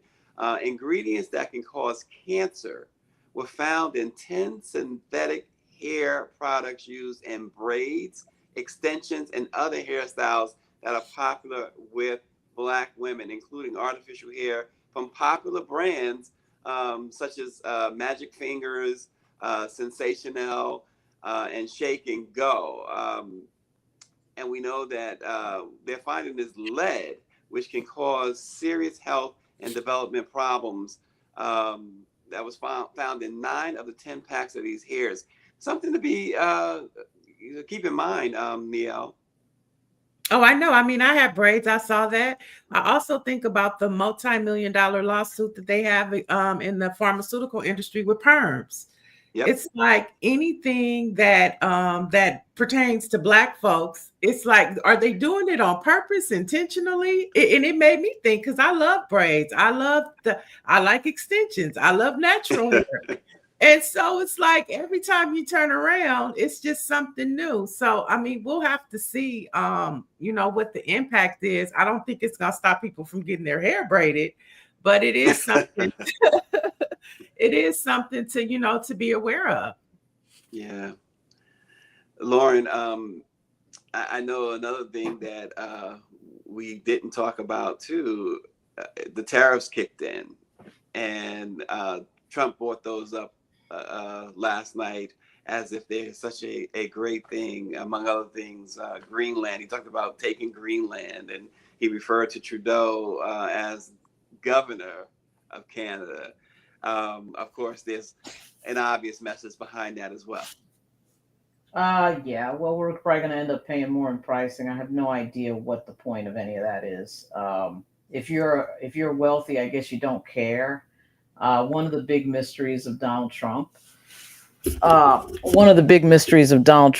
that he's won elections. He's been successful twice now out of 3 presidential elections, which is hard to do, particularly that first one. And yet he's one of the most unhappy people you've ever seen in your life. I mean, he's unhappy and mad about everything. Like, why are you so unhappy? Why are your supporters so unhappy? You've got some guy from Pretoria, South Africa, who's the world's richest man. And he decides of all the things to do with all that money to hang out in the United States and launch rockets. And I just think, I'm not a psychiatrist. I don't have the clinical professional, skills to really diagnose this, but my boyfriend's brother is a psychologist in New York. And I have another friend that is a psychiatrist, a medical doctor who went to Meharry Medical. And, I think there's a rolling narcissistic personality disorder. They always seem to be trying to do things to get our attention constantly. Before this, you had, what's his name from South Africa, trying to launch rockets to get our attention. We long ago in this country stopped caring about the space program. And so that didn't work. So now he's back with, well, let me destroy the federal government. Like, why do you care? Why are you here? What is this about? And ultimately, I think it's just about attention. I think it's about one of the most simplest things in human, in the human psyche. You think so? Yeah, I mean, I do. I think as somebody who's crisis managed a few things regarding Me Too related topics, what I usually end up finding is people who want attention. You're not finding necessarily a declarative victim that you think you might find. You're finding somebody who doesn't get a whole lot of attention in their life and was marginalized even in their childhood, and this was the vehicle for attention. There's very few things in life that can cut through the morass of information that we get, and there's a lot of distractions. And I think these guys, but Trump is just incredibly, I mean, last night was unbelievable. What are you so unhappy about? You control the Supreme Court. You're patting John Roberts on the shoulder and saying, thank you. You're doing all this, and yet you look like you just you're the most unhappy person on the planet. Why is that? How does that make sense? I've been saying that too, Lauren and Neil, that even in victory, it is not just Trump, but it's many of those folks that support him, that's in his cabinet. Right. And I understand why, if you're in his cabinet, because you look at Marco Rubio yesterday, it told you the whole story. And I understand if you're in his cabinet, you're not going to be the happiest person. But even his family, they seem so angry. All of them seem so angry. And it's like, you guys, literally, you got the whole world in your hand. They have the whole world in their hands. They have the whole country in their hands. Why are they so unhappy? I'm thinking, I heard what you said about Elon Musk, but I feel like he's here. They want our data. To me, he's here intentionally to steal our data, because that's going to be very valuable in the long run, especially when we look at technology and how, the world system is basically controlled upon data. And that's what his play is. I mean, I think he likes to play and he's a narcissist, but I think the game and the goal for him was to get our data. And by the way, right, I agree. And he has our data. You have the power to get our data. You have the power to do whatever you want. You're ignoring court orders. You're getting that. So where does the happiness, where does the celebration come in? I mean, I just don't understand like why you have the power over the entire federal system right now for at least 2 years and probably beyond, because I'm not sure why they would pay any more attention to a Democratic Congress and not paying any attention to a Republican one. So why aren't you happy? What is the thing? And if you see some of these people marching around Capitol Hill, Proud Boys, and again, all in the same demographic, white, right-wing white males, and they all seem really unhappy. I happen to be on a text chain. I think I told you this before, Stacy, a text chain of cops, and we've been on that text chain for a while. Friends of my boyfriend, and he's been on the job for over 20 years. He's about to retire, so we know these guys. They're in there. A lot of these guys are Gen Xers or millennials, and bitching on the text chain about this and that and blah, blah. And I get into the text chain very rarely, but I got in one time a while ago. And I said, your entire financial life is the federal government. Your health care, supporting your kids, your mortgage, your car loan is the federal system. I mean, I was a federal employee for 5 years, and you get all these, emails about the credit union, federal credit union. Hey, you want a car loan? Blah, blah, blah. You've seen it. And I told these guys, your entire life is the federal government. You owe your entire life to the federal government. Why are you bitching about the federal government all the time? And the best I can come up with is they are watching Fox News and just mimicking what Fox News tells them to do. I mean, I just can't think. I think that's a problem. That's a general problem. Watching Fox News and mimicking it. Yeah. And now you've got this dynamic. We hate the federal government. Tim Scott, when he first showed up, we hate the federal government. And when Alan West was here, I used to ask him. He was actually not a bad guy. Congressman Alan West from Florida. He's a Black Republican. Why are you here? Tim Scott used to bitch about not wanting to be in Washington. Then why are you here? Why do you keep running? Why do you keep filing for election? It just made no sense to me. So that's been one of the biggest questions I've had for these people, and I never get a good answer. Oh, it looks like our next guest is in. All right. All right. So joining us now is Khalil Thompson, political strategist and executive director of Win with Black Men. Welcome, Khalil. I'm happy to be here. Good morning. Good morning. Good morning.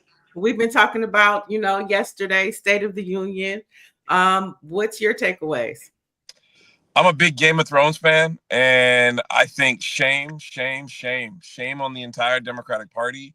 Shame on those who are going to go to Selma this weekend and talk about Good Trouble and John Lewis and didn't take the moment and the opportunity in the chamber last night to stand up and call a fascist and walk out of that room. I appreciate Congressman Maxwell Frost, Congressman Al Green, and others. I think it just shows we're still disjointed. Some people wore similar clothing. Other people had auction paddles. Other people had T-shirts and walked out. So what are we saying to the communities that we represent when we don't stand up and act as one? Now, again, we don't have to be a monolith. We don't have to agree on everything. But if we agree that what is happening right now is not in the best interest for all Americans and for our communities, especially Black and brown communities, then why sit there and not find a way to come together? So I am frustrated with the speaker.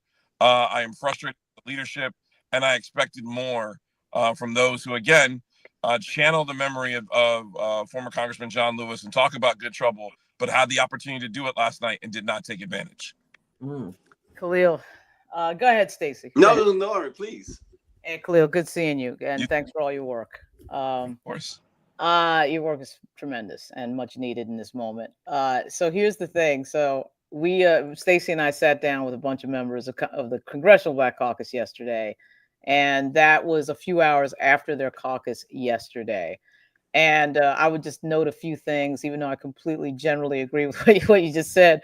One of the biggest challenges that we have in the Black community is communications, in terms of not building the ecosystem of our own communications. I'm a big believer that, I love Roland Martin. I think his show is fantastic, all that. Been on it many times. I hope to be on it again, but we need about 15 of him. We have to build an ecosystem. The reason we have to build an ecosystem is very hard to get all the information out to the community. And there's always been this growing Umar Johnson-like thing of, what the hell is the CBC doing? I've heard it for 15 years. I used to have a blog on the CBC, same thing. And I was telling a Black colleague of mine who works for Politico yesterday, was at the meeting, Braxton Booker. I said, look, he was saying that, CBC didn't do anything and I can't really write anything. My editors are stopping me. I said, Braxton, your white editors don't care about what these Black members are doing.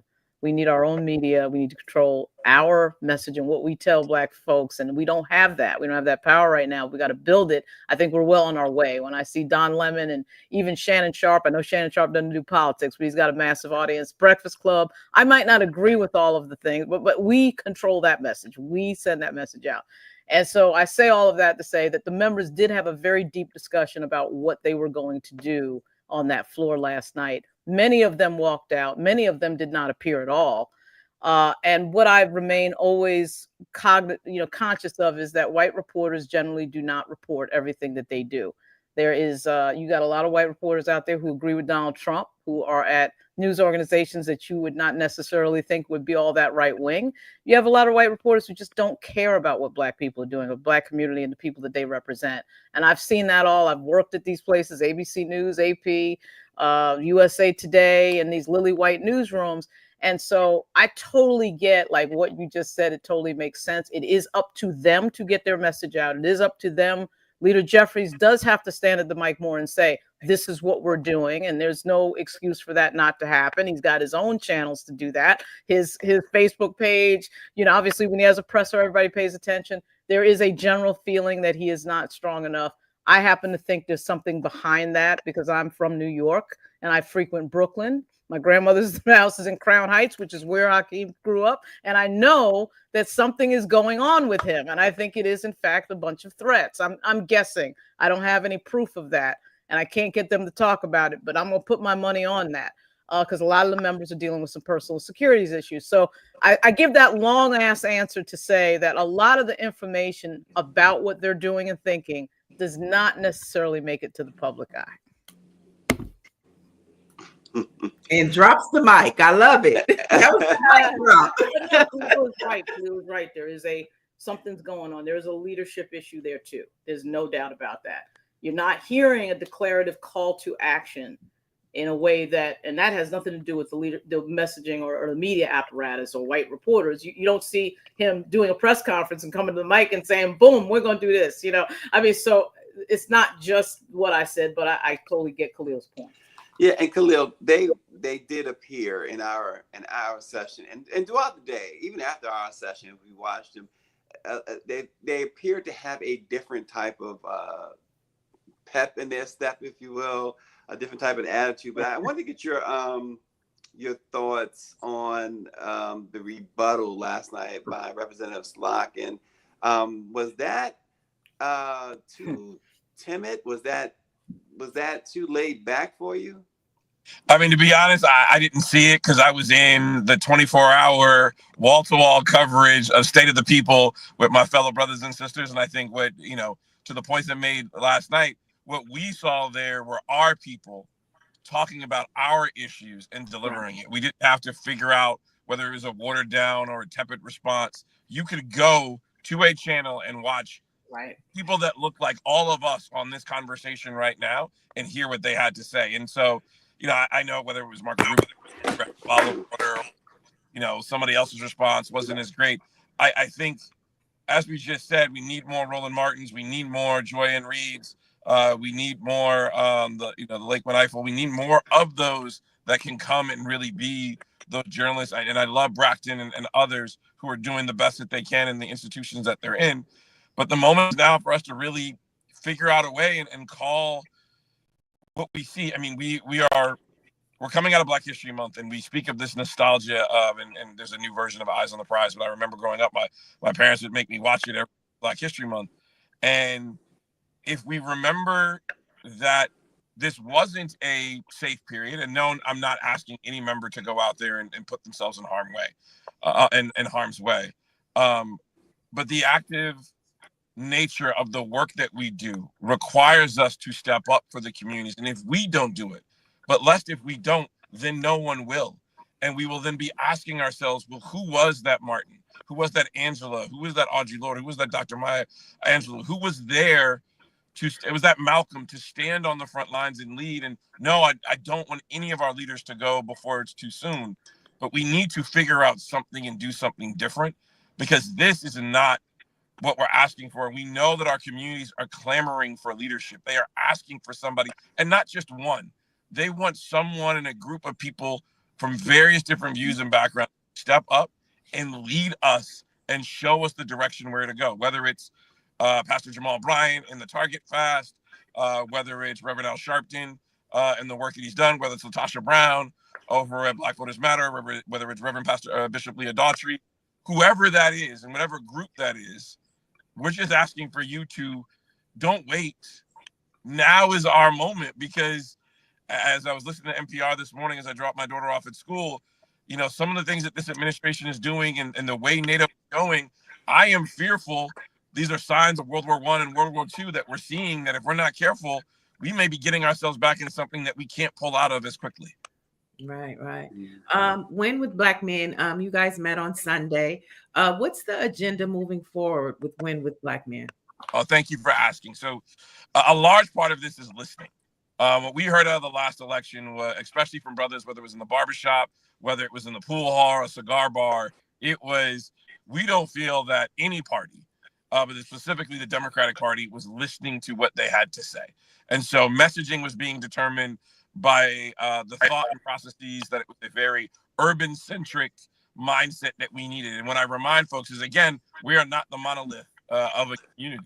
Whether the brother that rides the train from Harlem into Manhattan, or Manhattan into Harlem for work, or the brother that is at the PBR bull riding contest in Texas, to the brother that lives in California, to the one that is a farmer in Iowa or Montana, like, there are vastly different things that approaches them, but one is that they step out in this country. So we are really trying in each and every one of our engagements that we're doing. We have 3 coming up this month in the March. We're going to be in DC and Maryland doing a barbershop on the 18th and the 20th.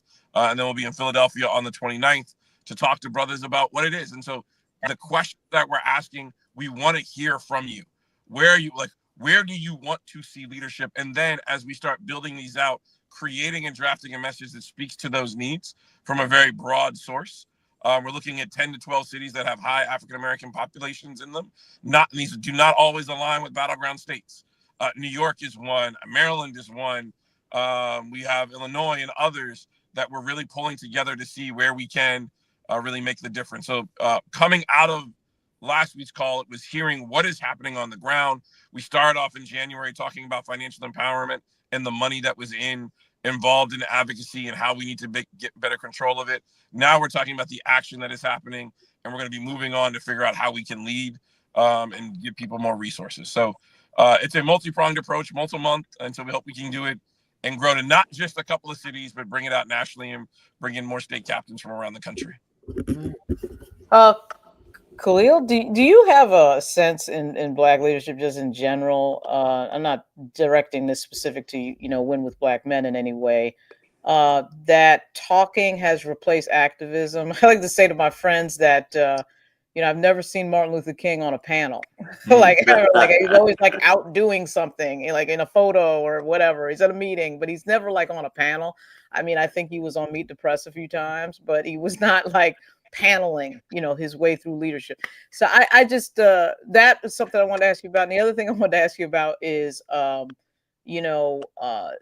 do think we were talking earlier before you got here about not having the same sort of leverage. And this is not me in any way advocating for violence, but you do see on the right the sort of Proud Boys element, the references to police and cops, and full disclosure, I'm the daughter of a cop and the girlfriend of a cop.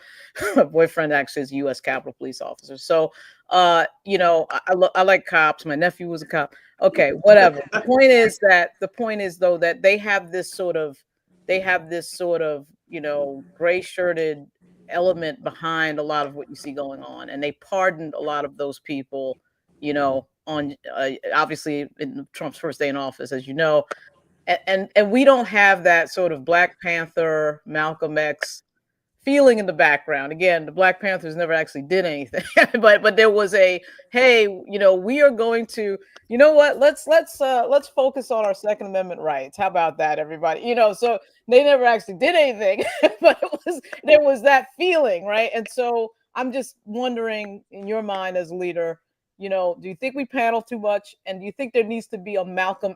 I mean, we do have like who was the guy, Roger Wilkins. We have the Roger Wilkins thing covered, right?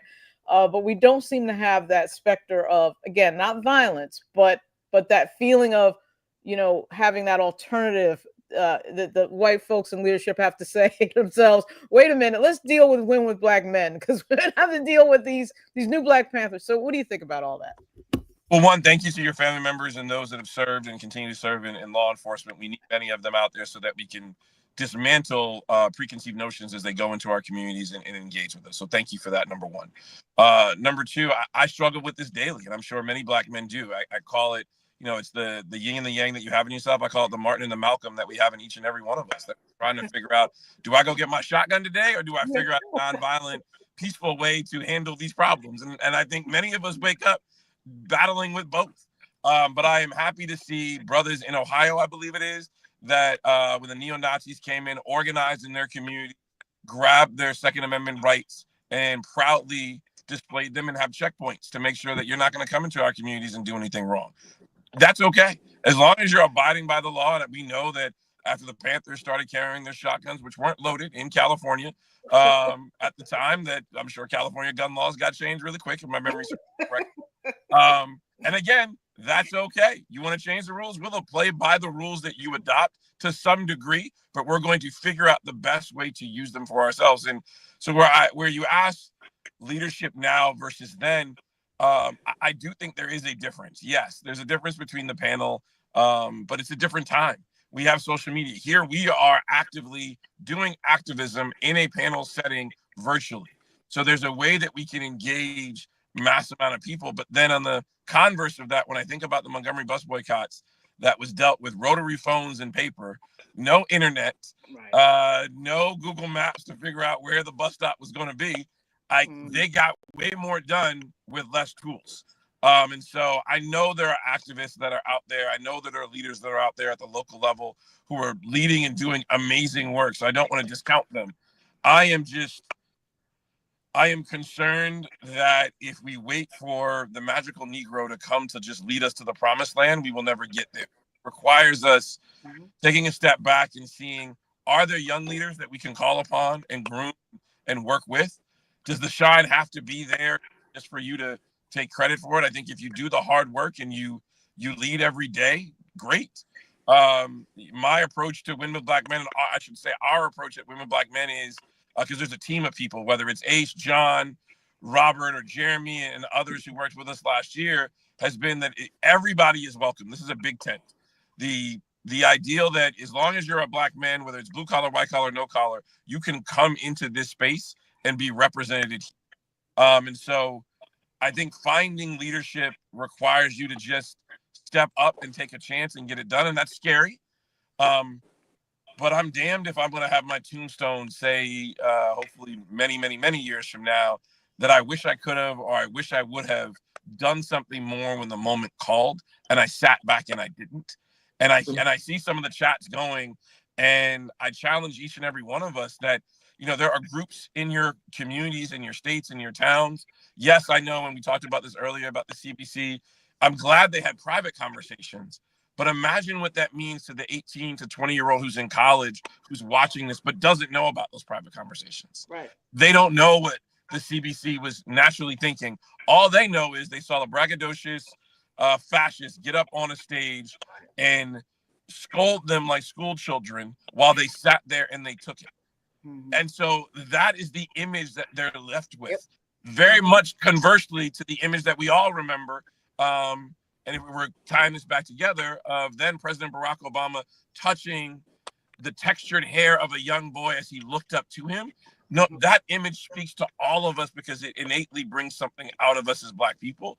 But the exact same opposite happened last night. And I think that's where we need leaders to stand up and lead. As a political strategist, we hear a lot that all politics are local. And we have this national conversation about what Trump is doing. But in your assessment, do you think that the change that we're talking about, we want to see, do you think that it should start on a local level first and go up? Or do you think that we should attack it from a Trump, administration? I think it's all four. Local, national, left, right. Everybody should be coming at this problem. What I love about the work that we're doing, and I've heard some of the strategy in the fast, the target fast that Reverend Jamal Bryant is doing. I've heard some of the work that Reverend Sharp is doing, but I also know work that's happening in Georgia with a group called Black Men Build.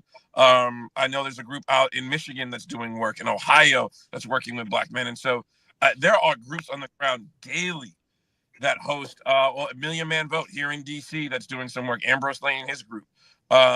There are works daily that are getting together, whether it's in a YMCA hall, a church basement. They're organizing, galvanizing the community. The only thing that we were trying to do at Women and Black Men is, hey, do you need a toolkit? Do you need a list of questions that you haven't thought of? Do you need a way to structure your conversation so it's not a bunch of older gentlemen leading? And I'm getting to this age. When I heard this back in 07, 08, I swore I would never be. But now I'm noticing, I remember when I was on Obama. They don't want to hear about that.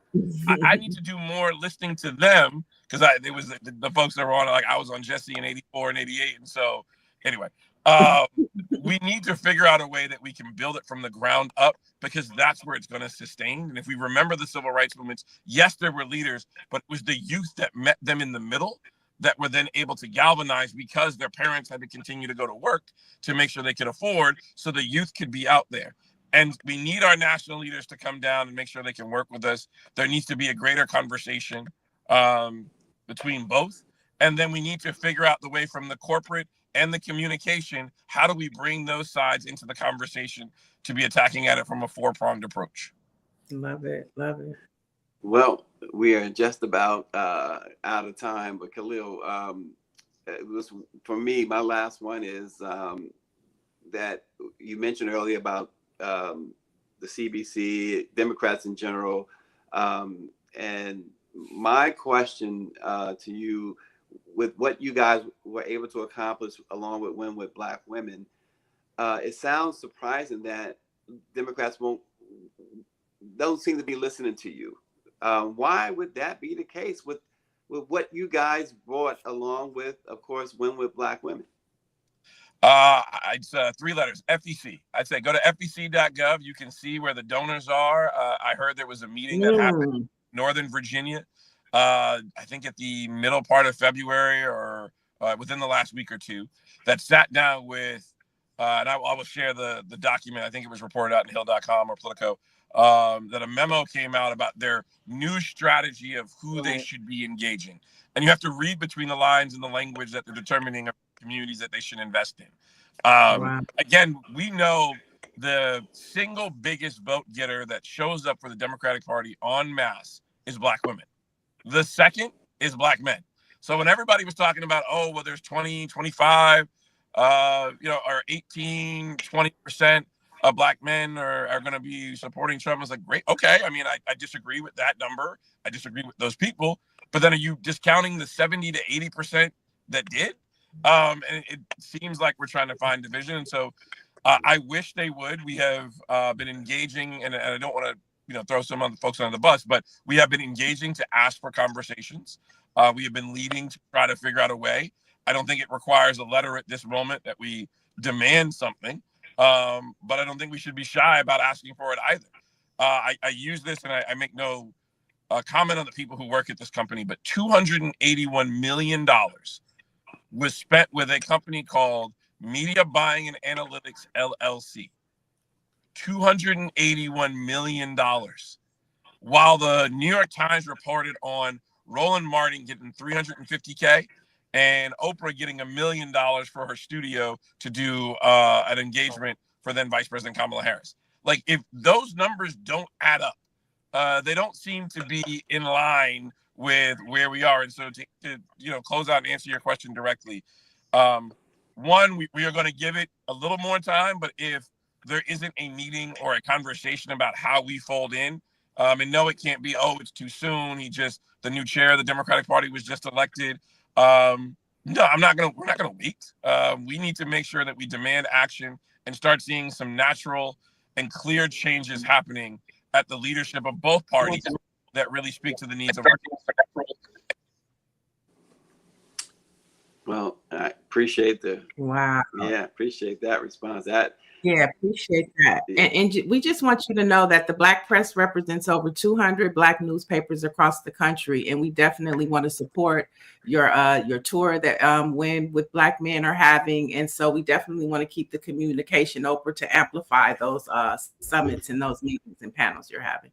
Happy to, yes, of course. And sorry, to that point, we have already started actively looking at how do we start writing op-eds in our Black papers so that we can get conversations going in our communities, to our weeklies, to our dailies. It should not be, yes, it's okay to have in the Washington Post and Politico, but I know more of my aunties and uncles and the adopted family that go to church every weekend, that read the Afro or read the Defender or whatever it may be, that your local Black paper in your community, they read that en masse and look to see what pictures are in there, who is supporting that organization. We want to make sure, and we're actively working right now, that we have a monthly op-ed in each and every one of those Black papers. Yes. Totally agree on that. Khalil, I just wanted to say to you that Win with Black Men is hugely important, because I do think Black men are marginalized by the Democratic Party, used as scapegoats in a way that Ida Wells would definitely be working on if she was still here. You're probably on this channel right now. You probably have the only two journalists, and me and Stacey, out there who consistently argued and continue to argue against the constructs of Me Too with regard to due process and these automatic assumptions of guilt that happen to land on Black men so often, right, in our politics. And I just want you to say, I just want to say to you, keep doing what you're doing. I'm shocked when I deal a little bit in Virginia politics, and there's like no Black men as just employees in the party for the state party, and yet Black men are the second most dedicated voting bloc for the Democratic Party. So we have this interesting dynamic of white Democrats using them as a symbol of crime, or using them as a symbol of something that's negative to get white voters. We have that going on. So anyway, congrats on everything you do. And it is great to see you. And I'll see you in person soon, hopefully. Of course. Thank you for having me. Thank you. Khalil Thompson, thanks so much. Win with Black Men. Great conversation, ladies, of course. Hey, what can you say? What can you say? They need to engage. Well, yeah, and they do engage, and I don't know. Well, I'm saying that the party needs to engage with them. Well, I don't know. The party uses them as Black men are used as a symbol of criminality, even by white Democrats. I mean, it's not just the Republicans that do that, but we see in Virginia, there's an election every single year because they have these off years for the governors. So you see it everything where it's like, they darken the faces of the Black members of the Virginia General Assembly in the ads, and they're running crime examples. Basically, they're running a Willie Horton ad every freaking cycle on almost every member in every district, because you can find that one example and just go to town and, okay, so they use Black men as an avatar of violence and mayhem. And we all know the statistics, which these MAGA right people love to throw out, which is it's very rare that anybody, Black or white, is involved in a crime in this country. It's like, under the 1%. And yet they act like, oh, crime is rampant. And then, of course, they put a Black face up or a mugshot or something like that. So it's a perennial problem. And I would argue we have in Virginia somebody running for governor, a former member of Congress, who has used, policing and the issue of crime as a way to get, MAGA light voters or moderate Republicans or whatever it is they're trying to get. So it's a very interesting and complex dynamic that is not often brought up in the press because you have, of course, a predominantly white press corps that doesn't want to have that conversation. Well, Neil, I think it's time for a couple of Black History moments. It is Women's History Month, and of course, Black women for us. So you want to kick that off? We have a couple of them. Okay, sure. I'll start with on this date in 1985, the Mary McLeod Bethune commemorative stamp was issued by the U.S. Postal Service as the 8th stamp in its Black Heritage USA series.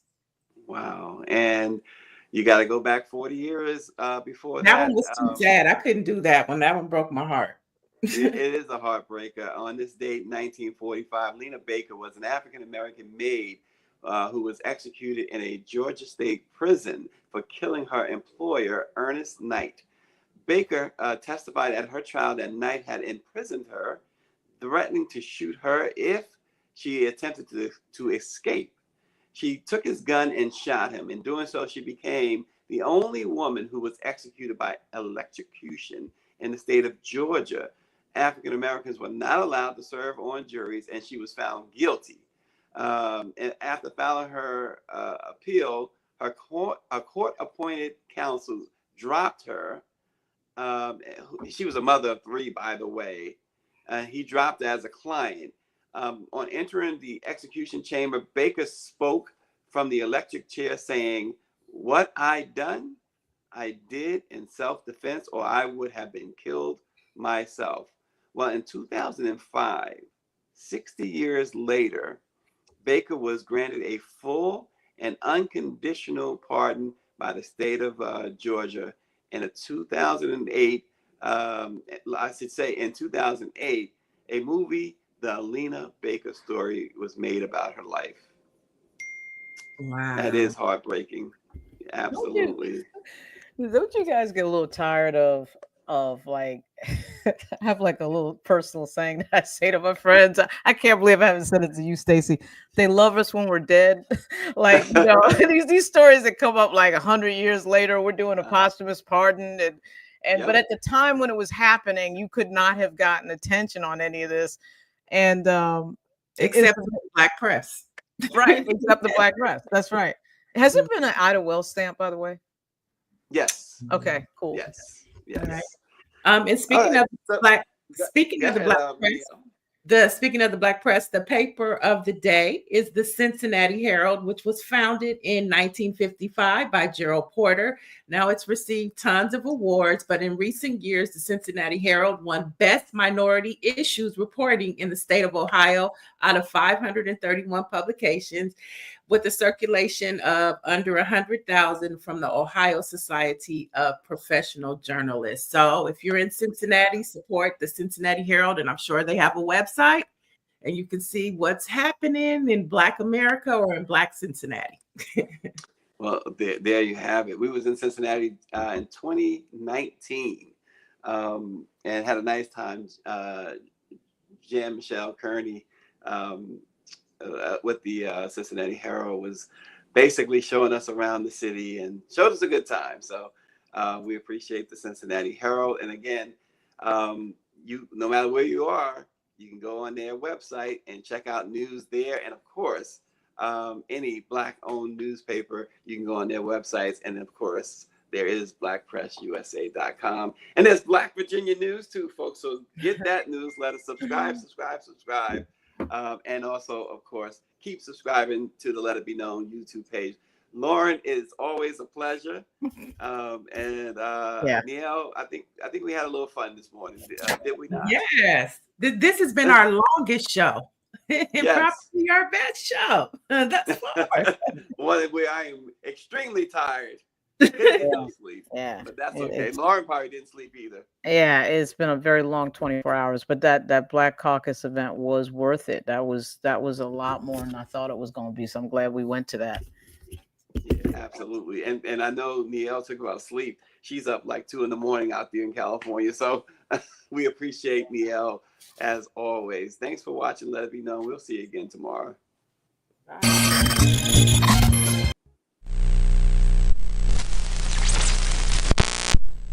I don't think she won.